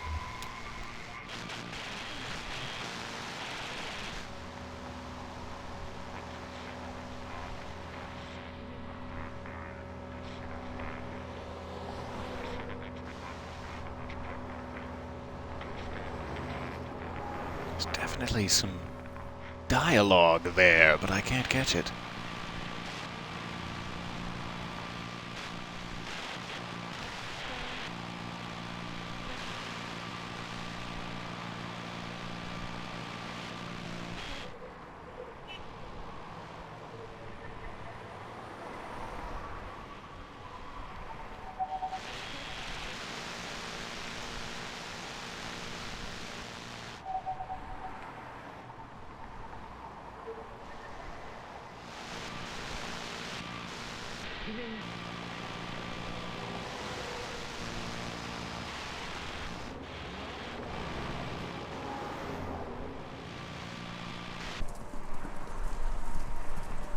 What's this station?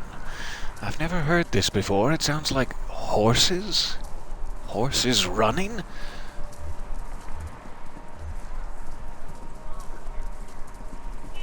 Lysette and Ira had some horses years back. Yeah? I've always been a little afraid of them. They're so big and... I don't know, you look in their eyes and they're almost human. Like they're human and animal at the same time, since they've been domesticated so long, I guess.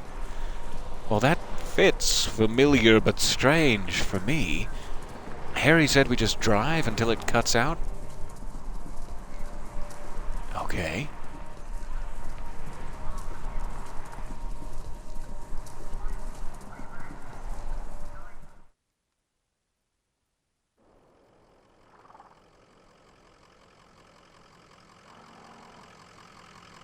And the road is filled with horses.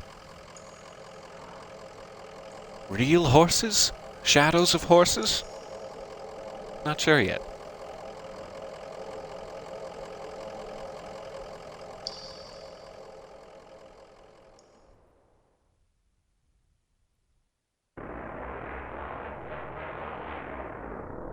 Okay, we're back on the zero now.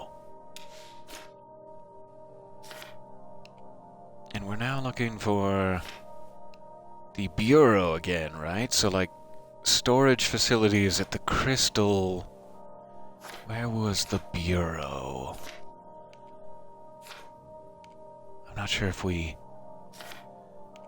had directions to it, or if it was just the first thing we saw when we got to the zero. Let's look around a bit.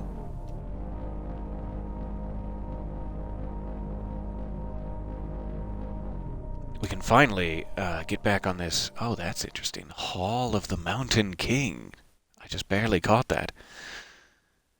Act 3, Scene 5. So sorry, I was trying to go look at our inventory there, but we'll do that later. Hall of the Mountain King.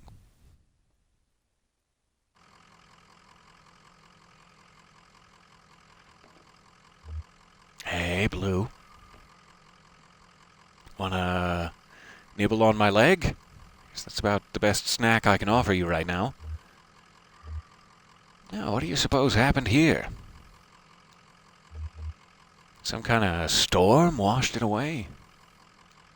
I haven't seen much weather down here, though.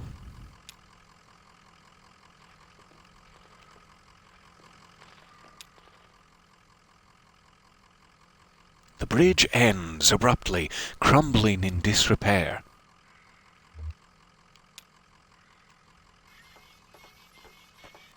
Time to cut 'em loose, ma'am? Well, now I'm having fun. Okay. Slow night anyway. That's interesting. Can they, like, split up?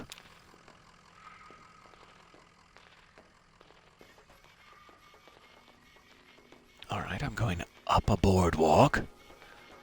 There is some rope.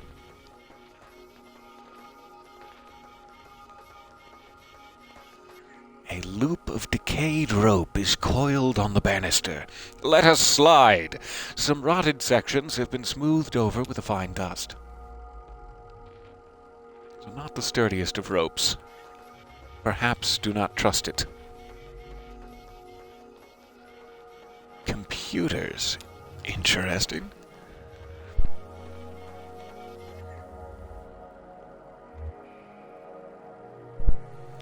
Broken computer monitors are heaped precariously among the rocks.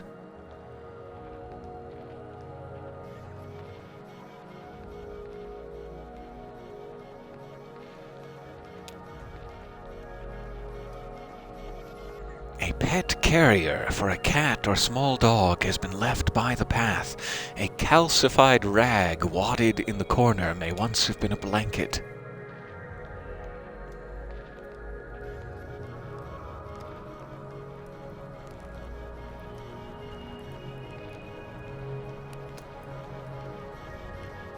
Is that a person standing up there, like right above Conway? I can't tell.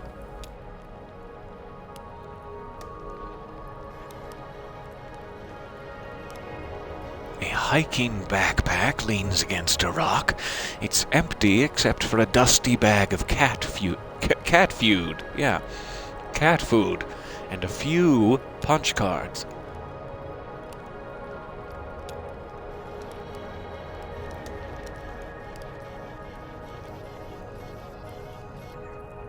A pile of discarded electronics burns steadily in the center of the chamber.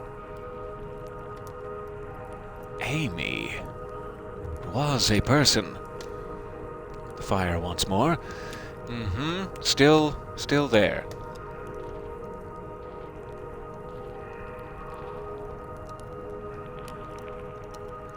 Oh, it's triangles within triangles down here. Shifting, intersecting, overlaying. Isn't it romantic? Let's see. To Shannon, you're here to steal back the love of a boy you once knew when you were too young to recognize the movements of the heart. To Conway, and you're escorting her, pretending to have her interests at heart while really, to Junebug, really you're in love with the young woman as well, and so you've agreed to help him conspire to win her affections, but it's just a ploy to set him up for embarrassment and diminish him out of the picture. Yeah, I'm into it. Well, maybe I still have the knack. I used to be really good at this. I had 11 novels published, from The Billionaire's Bidding to The Fields of Longing. Real hot, bodice-ripping stuff, you know? I miss those days, in my Lexington studio apartment, just me and my thesaurus steaming up the windows. I'm not sure you should be listening to this, kid. Why did you stop writing? Oh, you know, suddenly it was all computers everywhere you went. I thought I might be able to do something with that, inject a little libido into those ugly beige boxes. So, I went back to the university and I studied human-computer interaction, and then I picked up Donald's research assistantship here as a tester, debugging. In my off hours, I played around with the doomed love story at the core of our little simulation. That seemed to amuse Donald, so I kept at it. I'm afraid I tinkered too much, made it too complex. Now our work is never done. We don't even have to add any new functionality. The bugs just grow on their own. Too complex. I miss those days in my Lexington studio apartment. So do all who live to see such times. It's apparently an old man over here. Let's look at Amy, though. A woman in a tattered cardigan looks furtively at the other people around the fire.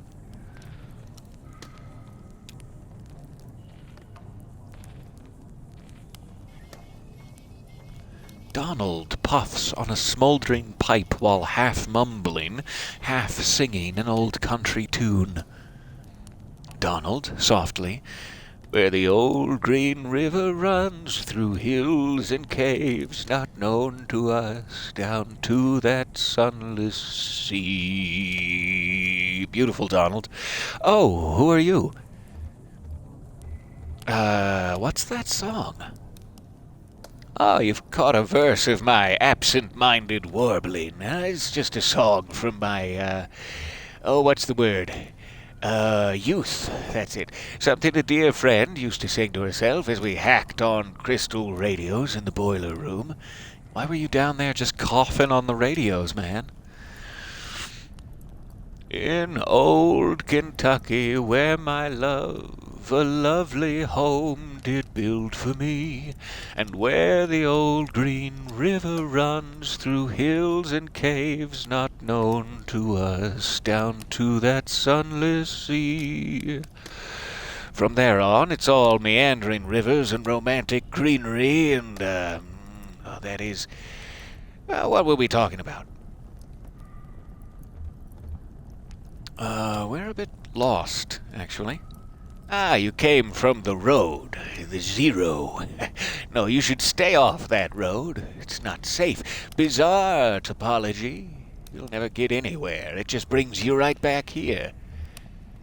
Back to this cave? Or to the bridge, specifically. What's that you're working on? Changing subject. Ah, it looks like a harmless old computer, doesn't it? Like some beat-up mainframe exhumed from a university basement and left in this cave to rot. Or to flower. No, it's no ordinary computer. I've modified it extensively and in some pretty experimental ways, believe you me. And that's to say nothing of the software. But to Shannon, you look like a technically minded sort of person. Tell me, do you know the effects of mold growth on diffused base transistor circuitry? Well, the mold would burn up? No? It sounds like it would short circuit. Oh, certainly. But not all of it, see? Some moldy filaments are more or less conductive than others, and it grows in nonlinear, chaotic patterns. We can guide it a bit through a simple application of classical horticulture, but we can't produce specific results. No, only tendencies. Thwarted and feeble, we hammer on this derelict keyboard. My name is Reason, King of Kings. But we are mere gardeners in the ruins. Our key strokes echo off into the tunnels, boundless and bare. The caves stretch far away. We are too late, always too late. What? Did you say something? You were about to tell us about the software? Oh, the software, yes. My life's work, Xanadu. You've heard of it? Perhaps you've read about it in a journal. It's been years since I published anything. Xanadu has evolved significantly since I explained its data structure in my article, Literary Multitudes, Hypertextual Narrative as Post-Structural Witness. Evolved and then deteriorated. That was the dramatic sigh. He then also takes a puff from his pipe, just mentioning it. I'm afraid you are too late, fellow hypertext enthusiast. As the mold accumulated on the circuitry, Xanadu blossomed for a moment into something holy and enchanted. Then all the charm was broken. Do you have any idea what it's like to spend your life building something and then sit powerlessly as your work declines into ruin? Everybody has a response. Junebug. Not really. No. But everyone else. Ezra. My family disappeared, and Julian and me don't know what to do. Shannon. I fix TVs, and I'm about to lose the lease on my workshop. Conway. I drive deliveries for an antique shop, and we are closing down. Yep. I'm gonna let Ezra speak up. He doesn't often get the chance. So, wandering without the ones who give us purpose, like a ghost. Well, I have my own ghosts, and I keep them in there, in Xanadu. It's running on that glorious dusty machine. Take a look if you'd like. It's too late to do anything but smoke and reminisce, anyway. Far too late to do anything. Okay.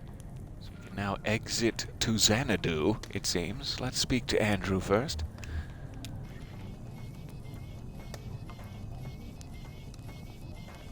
Drew, how's it going?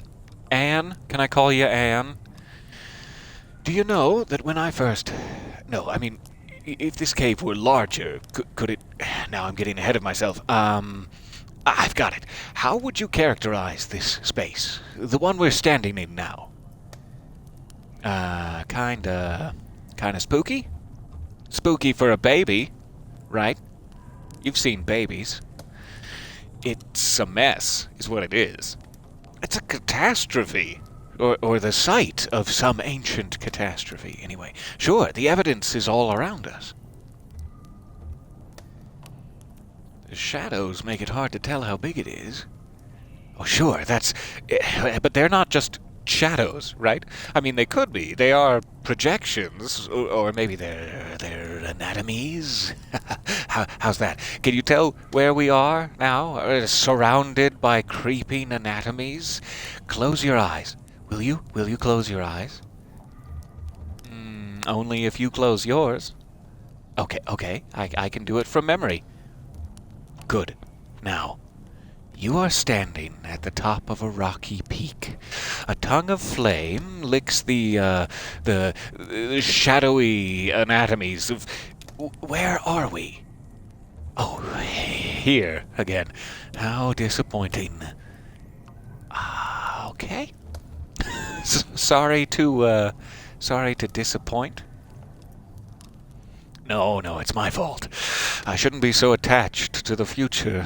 It's always getting in the way of my work. Better to be in the moment, carefully observing and documenting with no attachment. Let me give you an example. I was a grad student studying statistics when I started working with Donald on his project. He said we needed someone with a more analytical mind to do the descriptive writing, someone who would appreciate the cave descriptions as real labor instead of taking their authorial voice for granted. Donald warned me it would be long hours of typing painstakingly detailed descriptions into the computer, and I've put in the hours, believe me. I've put in the hours. I have described every facet of this cave in such detail that sometimes I don't know if I'm reading or looking, writing or exploring. Often in the dark and lonely moments I worry that in my sleep I've transcribed rooms from my dreams into the system. How would we know? They can only be entered with precise, faithful detail. That's all I know how to write. And all I dream about is caves. I only dream of caves. Oh, Andrew, this sounds like a rough go.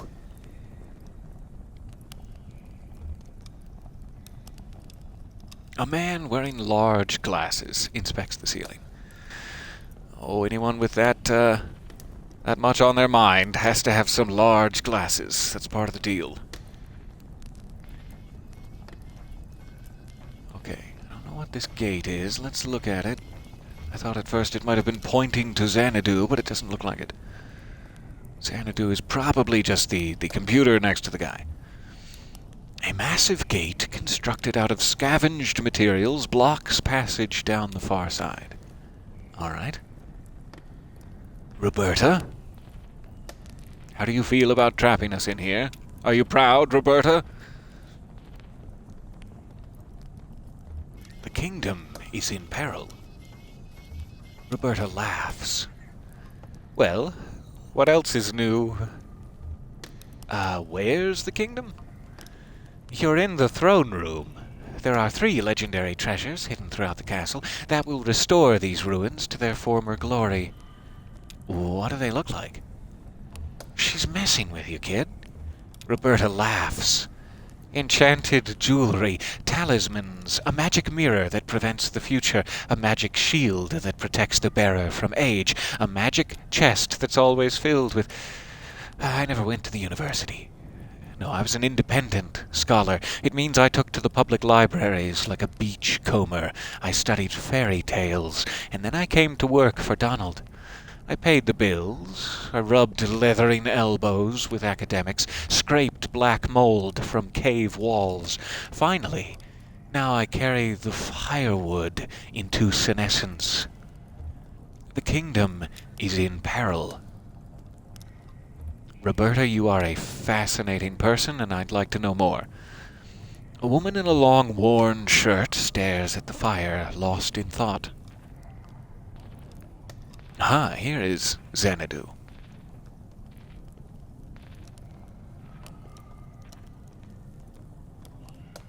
Okay, let's look.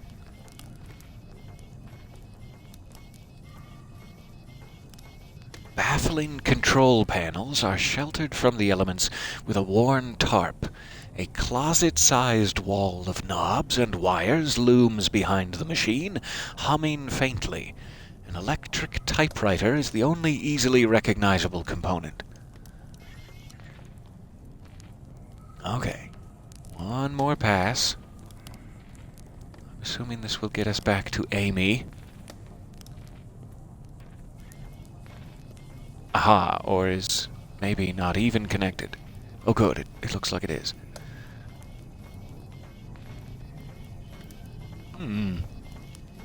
Skipping on me there slightly, so sorry.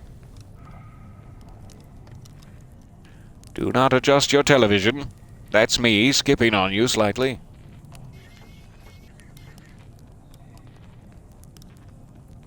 Alright, so I'm assuming we want to go into Xanadu. I am regrettably running low on time here. I've got to go get into the booth. I'm wondering... I still don't really know how the saves work here. Let me see if... I can clarify it for myself briefly before I do something silly and get us lost back to the start of an episode, like I did earlier this morning.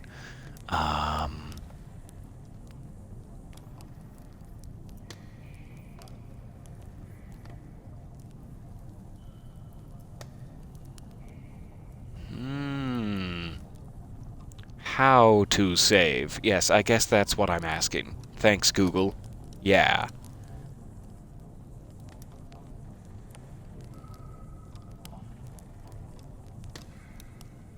Okay, it does say it saves on quit, but not always. It's like sometimes kind of picks a weird checkpoint. So it's like I could click into Xanadu in the hope that that might be a checkpoint, and then we can try quitting out from there. I will try doing that. I definitely don't want to lose all of our progress here. So entering Xanadu.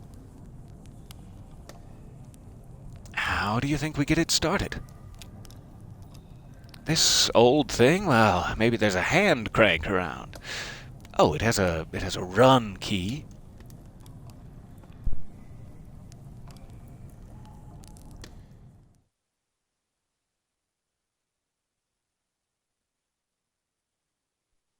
Okay, definitely assuming it would bring us back to the start of a new scene. So we should be good. I'm guessing we'll likely come right back to scene 6 here, Xanadu.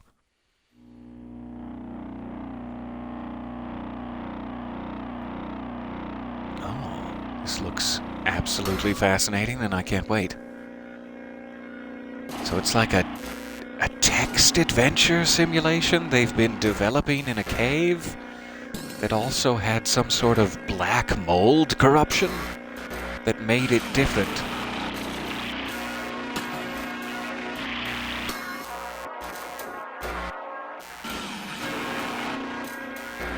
Oh, yes I am.